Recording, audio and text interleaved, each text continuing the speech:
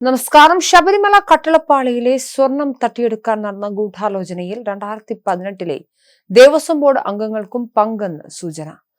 അതിനിടെ ഇതിലൊരാളെ മാപ്പുസാക്ഷിയാക്കാനുള്ള സമ്മർദ്ദവും അന്വേഷണ സംഘത്തിനുണ്ട്. മാപ്പുസാക്ഷി ഉണ്ടെങ്കിലേ കുറ്റപത്രം നൽകുമ്പോൾ കേസിന് ശക്തി വരൂ എന്നാണ് ചിലരുടെ വാദം.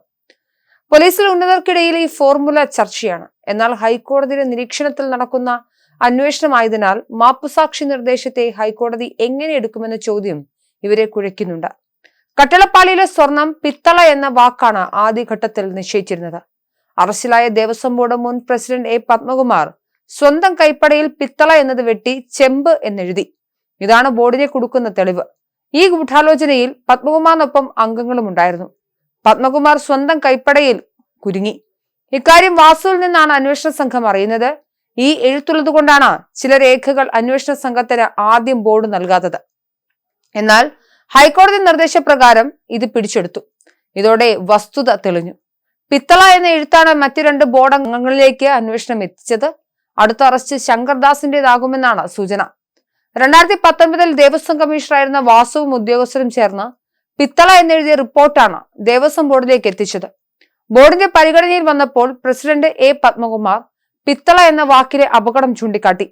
പിത്തളയ്ക്ക് സ്വർണത്തിന്റെ നിറമായതിനാലാണ് മുരാരി ബാബുവും സുധീഷ് കുമാറും വാസുവും അടക്കം അങ്ങനെ എഴുതി വെച്ചത്. എന്നാൽ ശബരിമല ശ്രീകോവിലിൽ സ്വർണം പൂശിയെന്ന് എല്ലാവർക്കും അറിയാം. അതുകൊണ്ട് പിത്തളയാണ് പൂശിയിരിക്കുന്നതെന്ന് പറയുമ്പോൾ അത് പ്രശ്നമാകുമെന്ന് പത്മകുമാർ തിരിച്ചറിഞ്ഞു. അങ്ങനെ ആ വാക്ക് വെട്ടാൻ തീരുമാനമായി. വാസു കൈമാറിയ ഉത്തരവിലെ പിത്തള അങ്ങനെ പത്മകുമാർ വെട്ടി. പാളികളുടെ അടിസ്ഥാന ലോഹം ചെമ്പായതിനാൽ പകരം ചെമ്പ് എന്നെഴുതി. ഇത് ചെമ്പാണെന്നും അതിലുള്ള ലോഹം മങ്ങിപ്പോയെന്നും വിശദീകരിക്കണമെന്നായിരുന്നു പത്മകുമാറിന്റെ വാദം. ബോർഡിലെ മറ്റംഗങ്ങളായ KT ശങ്കർദാസ്, പാലവിള വിജയകുമാർ എന്നിവർ യോജിക്കുകയും ചെയ്തു. പത്മകുമാറിന്റെ റിമാൻഡ് റിപ്പോർട്ടിൽ പിത്തള വിഷയം പരാമർശിക്കുന്നുണ്ട്. സ്വർണം പൂശിയ ചെമ്പുപാളികൾ എന്നെഴുതേണ്ടതിന് പകരം ചെമ്പ് എന്ന് പത്മകുമാർ സ്വന്തം കൈപ്പടയിൽ എഴുതുകയായിരുന്നുവെന്നും റിമാൻഡ് റിപ്പോർട്ടിലുണ്ട്. ഇതാണ് പത്മകുമാറിന് വിനയാകുന്നത്. എന്തുകൊണ്ട് ഇങ്ങനെ എഴുതിയെന്ന് ഇനി വിശദീകരിക്കേണ്ടി വരും. ഇത് ക്രമവിരുദ്ധമാണെന്ന് അറിഞ്ഞിട്ടും പാസ്സാക്കുന്നതിനെ എതിർക്കാൻ മറ്റു രണ്ട് അംഗങ്ങൾ ശ്രമിച്ചില്ല. അവരും ഇതിന് കൂട്ടുനിന്നു. വൈകാതെ ഇവരും അറസ്റ്റിലാകാനാണ് സാധ്യത. ഇതിലൊരാളെ മാപ്പുസാക്ഷിയാക്കാനാണ് നീക്കം.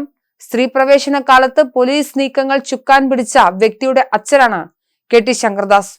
ഉദ്യോഗസ്ഥർ തന്നത് പാസ്സാക്കിയെന്ന പത്മകുമാറിന്റെ വാദം പൊളിഞ്ഞു കഴിഞ്ഞു. ഉദ്യോഗസ്ഥരായ വാസുവും സംഘവും കൊണ്ടുവന്നത് അതേപോലെ പാസ്സാക്കി വിടുകയായിരുന്നു എന്നായിരുന്നു പത്മകുമാർ പറഞ്ഞുകൊണ്ടിരുന്നത്. ബോർഡ് അംഗങ്ങളും ഇങ്ങനെയാണ് മൊഴി നൽകിയിരുന്നത്. ചെമ്പ് എന്ന ലോഹത്തിൽ നാഗം അഥവാ സിങ്ക് ചേരുമ്പോഴാണ് പിത്തളയാകുന്നത്. ഇതിൽ സ്വർണത്തിന്റെ നിറവുമായി സാദൃശ്യവുമുണ്ട്. 60% ചെമ്പും 40% നാഗവുമാണ്. ചെമ്പിന്റെ കൂടെ വെളുത്തീയം ചേരുമ്പോഴാണ് വെങ്കലം ഉണ്ടാകുന്നത്. ഇത് മനസ്സിലാക്കിയാണ് പിത്തളയെ പത്മകുമാർ ചെമ്പാക്കിയത്.